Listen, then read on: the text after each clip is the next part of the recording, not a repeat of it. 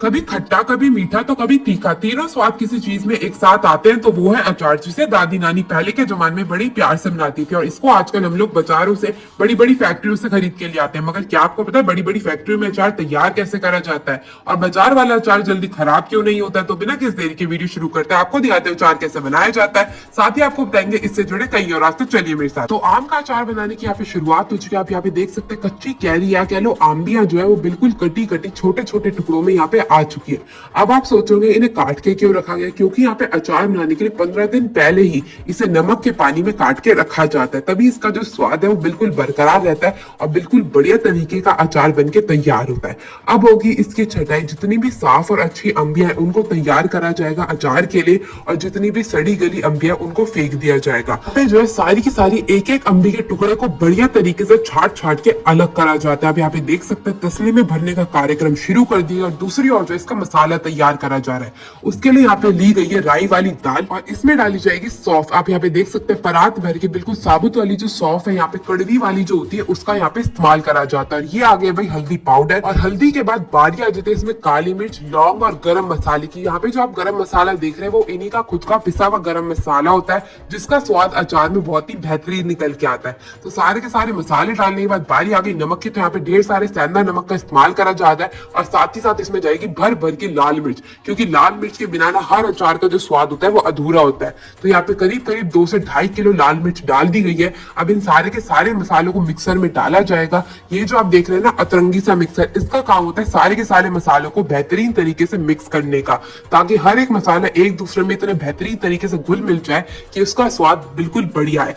दूसरी ओर जो है यहाँ पे चूल्हा जलाया गया है और इस पे रखी जाएगी एक स्टील की बड़ी सी कढ़ाई। अब आप सोचोगे यहाँ पे स्टील की कढ़ाई का क्यों इस्तेमाल करा जाता है? क्योंकि यहाँ पे डाला जाएगा मेथी दाने को। इसको पकाया जाएगा शुद्ध सरसों के तेल में और इसका स्वाद सिर्फ और सिर्फ स्टील की कढ़ाई में ही बरकरार रहता है।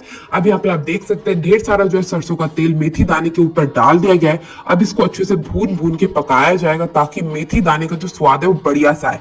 और यहाँ पे डाल दिया हींग का पानी। अब इन तीनों चीजों को बढ़िया तरीके से मिक्स कर करके पकाया जाएगा जब तक तेल बिल्कुल खौलने न लग जाए। आप देख सकते हैं तेल जो है वो बिल्कुल खौलने लग गया है। तो जितने हमारे मसाले मिक्सर में घूम रहे थे उसी में डाल दिया जाएगा मेथी दाने और तेल के मिश्रण को।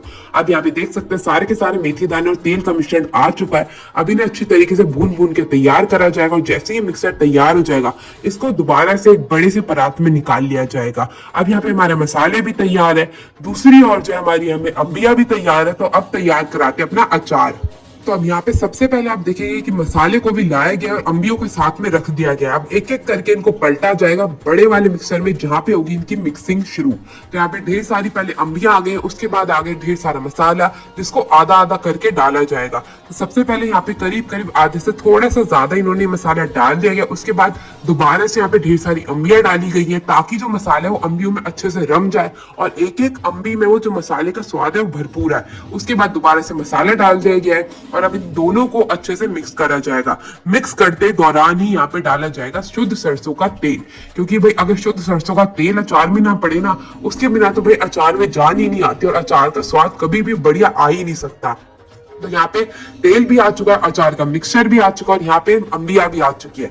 अब इन तीनों चीजों को अच्छे से मिक्स करा जाएगा और जैसे ही मिक्स होकर तैयार हो जाएंगी यहाँ पे अचार जो है हमारा बन के तैयार हो जाएगा। अब आप देख सकते हैं अचार बन के तैयार है। तो इसको यहाँ से खोल दिया गया और नीचे की ओर से अचार आना शुरू हो चुका है।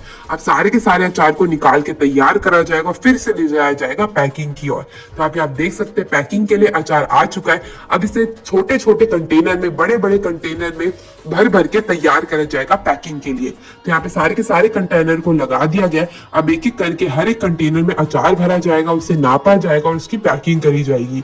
आप यहाँ पे देख सकते हैं एक एक कंटेनर को सारी की सारी दीदियां कितनी मेहनत से अचार भरने के लिए इस्तेमाल कर रही है। जैसे ही अचार की सारी बोतलें भर के तैयार हो जाएंगी उसके बाद लगाए जाएंगे इनके ढक्कन। तो आप यहाँ पे देख सकते हैं ढक्कनों के आप ऊपर जो ये स्टील का देख रहे हैं ना, ये क्या होता है इसको मैं आपको एंड में बताऊंगी। तो आप यहाँ पे देख सकते हैं एक एक करके ढक्कन लगा लगा के बोतलों को आगे भेजा जा रहा है और जैसे ही इस मशीन से बोतलें निकलेंगी ना वो हो जाएंगी सील पैक, क्योंकि ये जो बीच में फॉइल या स्टील का जो रैप लगाया गया था उसका यही काम होता है कि अचार की बोतलों को अच्छे से सील पैक कर देना, ताकि बोतलें कहीं भी गिरे लुढ़ के वो कभी भी खराब ना हो और अच्छे से बंद रहे, ताकि कोई भी तेल का बूंद बाहर ना आए, मसाला ना निकले।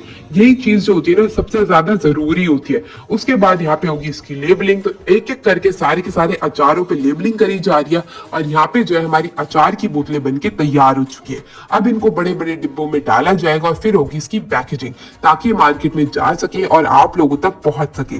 तो अब चलते हैं और आपको दिखाते हैं इसका साइंटिफिक टेस्ट, जिससे जाते जाते कि ये अचार कब तक शुद्ध रहेगा। तो उसके लिए थोड़ा सा अचार लिया गया है और ये दूसरे केमिकल में डाल के इसको जांचा जाएगा। इसी तरह यहाँ पे अचार बनाया जाता है। अब चलते